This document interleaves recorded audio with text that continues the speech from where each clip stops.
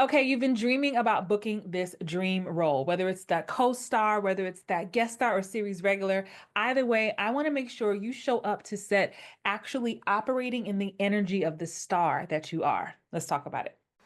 Welcome to the Hollywood Bound Actor Podcast. Welcome back to another episode of the Hollywood Bound Actor Podcast. I am Christine Horn, the booking magnet, your cheerleader, your coach, your guide. Actually, while I tape this episode of Hollywood Bound Actor Podcast, I'm actually live on TikTok, so my TikTokers can see me behind the scenes recording this episode. But today I want to just talk about you owning your star power, owning being the star of the show wherever you show up to, without ego, without being a diva, but so many times I know we're praying to book jobs, right? We're so grateful when we book them. Um, but we can show up to set feeling like, oh, let me just be invisible. Let me, not ruffle any feathers. Let me just get in and out and not make any waves. And I, as someone who did that a long time ago, when I was first starting out, just like, it became like I don't know if you've ever done this before, if you've ever booked maybe your first couple of jobs or maybe the next job that elevated you, it's like you blink and it's over. You like, what happened? You get home, you're like, I don't know what happened. I drove onto the lot, now I'm home. Like so much, it was like a whirlwind.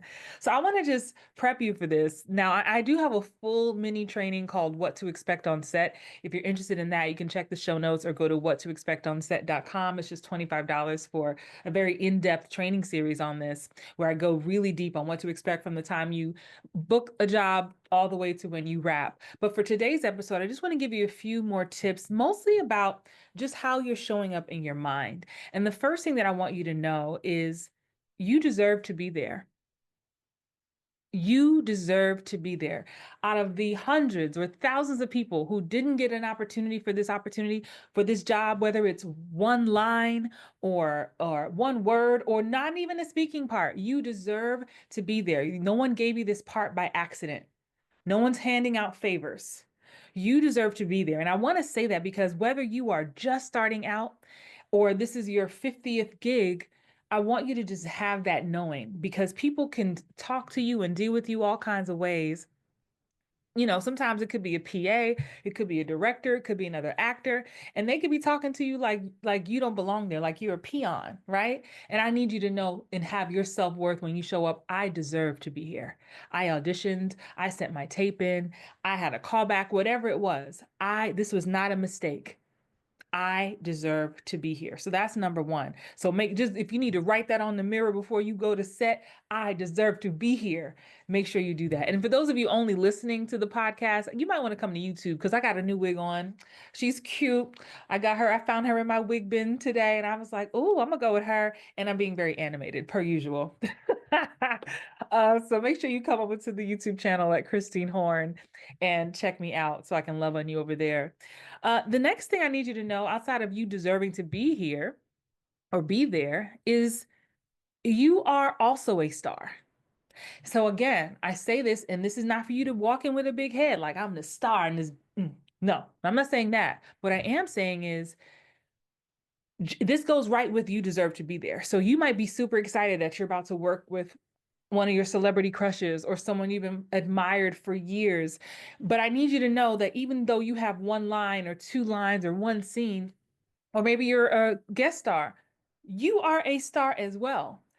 Some of my students, if you don't know, I coach actors from around the world. I have a signature program called Book More TV. Many of you are probably a part of that or know about that. But some of my students, when they're in that program, they start to book a lot, which is awesome. And they'll say, Christine, my episode is about to come out, and they're asking me how they should promote it, what they should say. They're like, it's just a little part. And I'm like, uh, ain't no such thing as little parts. It's a part, okay? No small parts, right? And so I would say, I would say, Christine Horn starring in, and they'll say and something about saying starring in.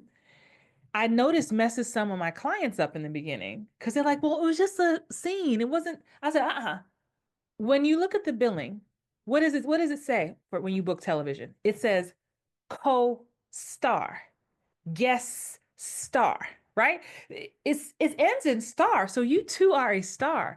And so I want you to just know that when you walk in, even though someone may be more famous than you, have more money or resources than you, you're both on this camera at this moment. Right? So stand in your star power because and I'm saying this, and again, this isn't about ego. This is about no one wants to see someone who is not confident. You got to have some confidence. Have confidence when you walk on that set. Not, I don't know, I'm sorry. If you drop a line, you pick it back up. You drop a line, you pause, and you keep going. You don't say, sorry, can we please take that again? Oh, I messed up. No. You be like, if the line was, get out of here, John, and never come back. So let's say I'm the actor. Get out of here, John. Get out of here, John, and never come back. That's all you have to do. You just pause. That gives the editor time to work with that. And then you start again. You don't act. And then let me tell you who I learned this from. I learned this from Jason O'Mara. He's an actor.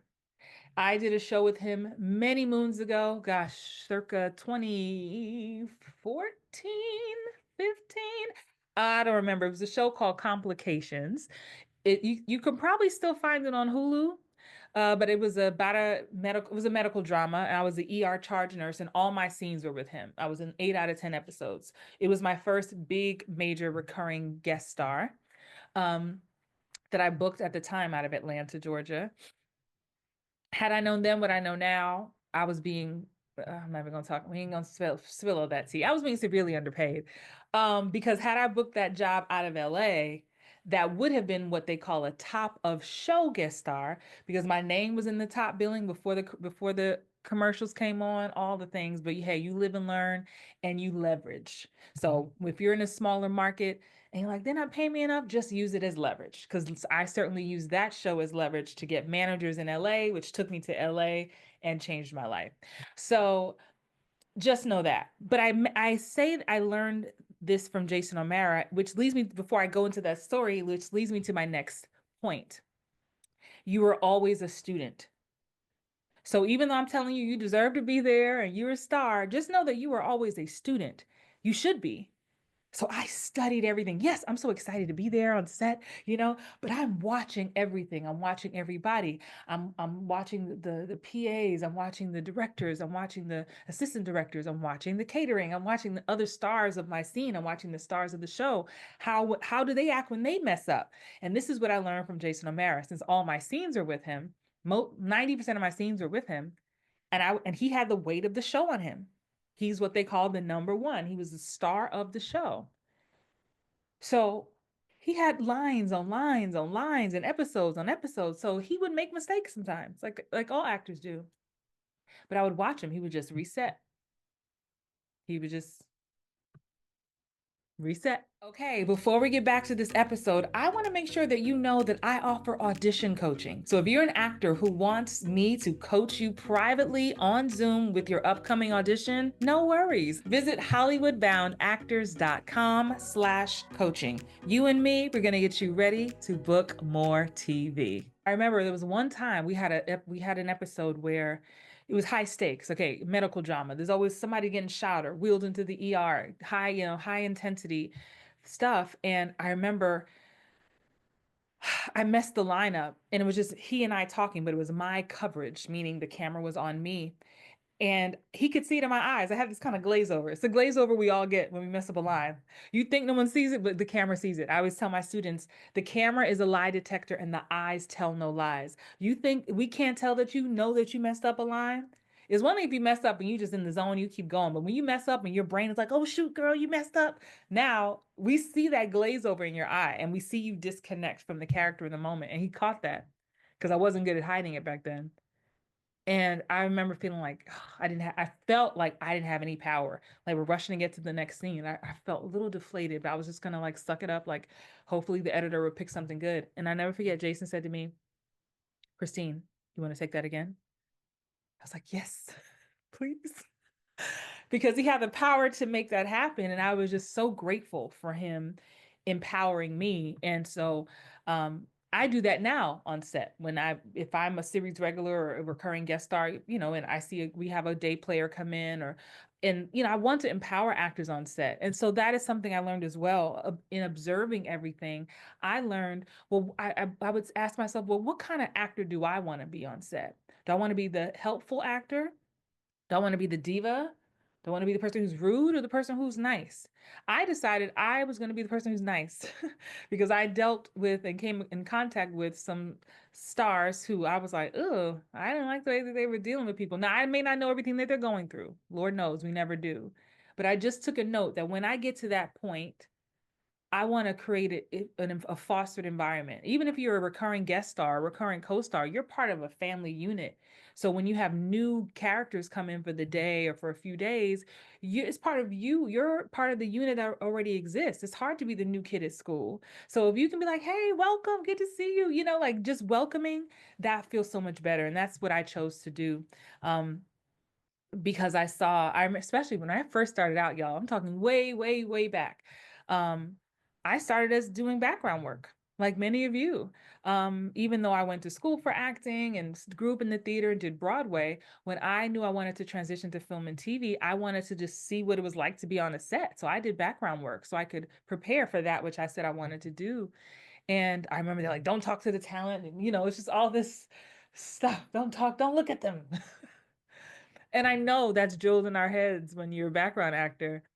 And so when it became my turn, I made a point to speak to people. I'll never forget, um, for those of you who know me, I did a show called BMF, Black Mafia Family, season 2, where I played Mabel, for those of you who are fans of the show. And there was one particular episode where there was a party at my house and at the character's house. And so there were just lots of actors in a tight space, a tiny hot house in Atlanta where we filmed that.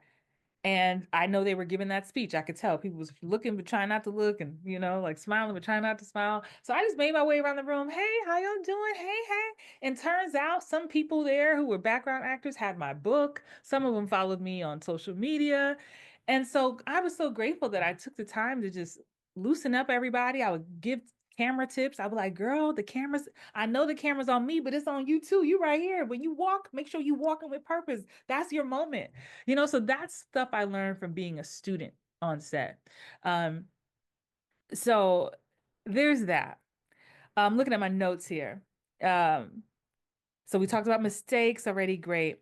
The next thing I want you to remind yourself is to give space. Okay. So this is important, especially when I know you're eager and excited. You're eager and excited to be on set. You might be working with an actor who you admire so much, or a director, right? Or a group of actors. Give them space. Meaning, especially if it's an actor who's been on the show for a while, who's a star of the show, they have a flow. They got a process. They may have a scene that they have to cry in the next moment, right? They may have to cry that you don't know. They have a lot going on, so they may be in their own bubble. Now, I will admit to this. When I'm working, I am not a big chatterbox kind of person, depending on what is the scene is.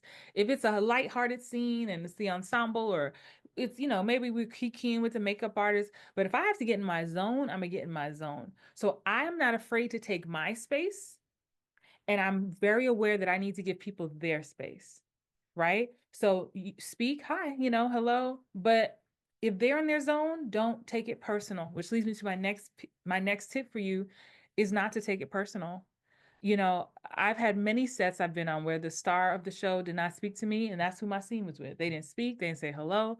When the directors came over to rehearse, they didn't speak, but we sure spoke when it was time to do those lines. I've had situations where the actor who I had to act with didn't come to the rehearsal. His stand-in came in, and I had never even met him till it was time for action. I've had directors who barely speak. There's going to be executives, executive producers, people behind the scenes who look so regular clothes, but those are power people, and they know who you are, but they're not speaking, and let it be, right? So don't take it personal. Don't let that what's the word, mess with your vibe, with your performance, because at the end of the day, all that's going to matter is what you're doing on the camera lens. No one's going to say, well, someone didn't talk to Christine. Her feelings are probably kind of hurt. No, nobody cares. You're hired to do a job. So don't take it personal, especially if you need to stay in your zone, stay in your zone. Step aside, walk around, go somewhere else. As long as a PA knows where you are, production assistant knows where you are, you're good, but you make sure you don't get caught up either because you have a job to do. And the last thing I want to offer today on this episode is to show gratitude.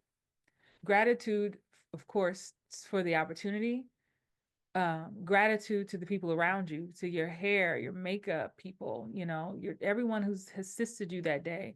Gratitude to craft services, gratitude to just everybody and everything. There's something in my community. Again, if you're new here, the Hollywood Bound Actors community is a community I founded in 2017, and we keep it very positive. I call everybody a booking magnet. I'm a booking magnet. Yes, yes, yes. And something we always say is thank you more, please. Thank you more, please. Thank you more, please. Thank you more, please. I say thank you more, please, just to let my God know that I'm grateful. And I say more, please, to let God know I can handle it. I can handle more, right? Sometimes some of us are so afraid of success, we push it away. I know I'm talking to somebody today. You say you want it, but then you're so scared to get it. So now you're operating in contrast. So an opportunity comes and you're like, oh gosh, before you even do the audition, you're like pushing the audition away. Like, how am I going to get off work? And this is too much and I can't handle it and all the things. So when we say, thank you more, please, thank you more, please, thank you more. And I do that with my hands too. Thank you more, please. Thank you more, please. Thank you more, please. I'm bringing it in. Yes, God, I can handle it. I'm so grateful. More comes. So that's what I wanted to share with you today about, just showing up as the star that you are. And again, you can go deeper into this training if you visit What to Expect on Set. Again, it's one of my mini trainings, only $25. You can grab that. I go much deeper into all these moments, how to deal with people, what to say, all that kind of stuff. But also, just know for this season on the podcast, this is season 5, if you can believe it. We was over 230 something episodes. This season, we have some great interviews. If you missed the interview I did with my student, Ursula O. Robinson, who a lot of you know from going viral in Divorce in the Black and Beauty in Black with Tyler Perry, you must check that episode out. It was a tearjerker, very powerful. And I have a lot more amazing podcasts lined up that are currently being edited. So it'll be a mix of me talking and mix of me having conversations with other people in the industry just to keep it fresh, a little razzle dazzle for you. All right. Remember that you have a gift that the world needs to see. Don't cheat us and don't cheat yourself from sharing that gift with the world. And until next time, continue to shine bright like the star that you are.